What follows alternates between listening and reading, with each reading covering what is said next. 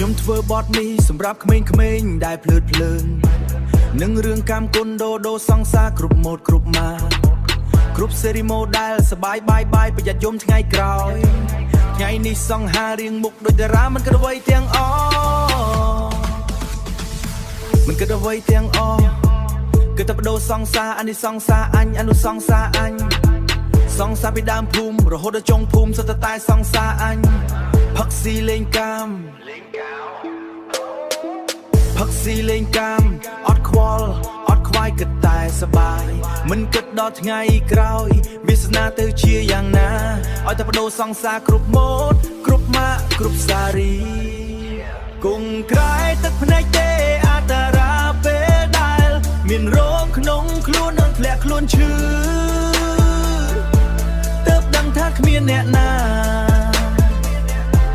ខំទៅប្រឹងទៅអាស្ទីលថ្ងៃក្រោយគង់តែទឹកភ្នែកទេណា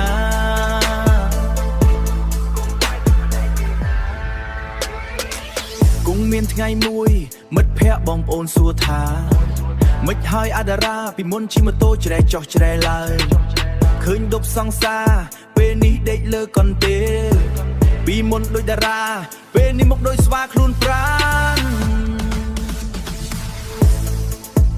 ស្លេកស្លាំងភ្នែកលៀនដូចខ្មោចដែលយាមនៅមុខប្រឆាប្រយ័ត្នណាអើយកុំដូចចម្រៀងដូចខ្ញុំរៀបរាប់មកណាគ្មានអ្នកណាដឹងម្នាក់នោះកើតរោគទេណាកុំភ្លើតភ្លើងពេកប្រយ័ត្នអោបក្បាលជង្គង់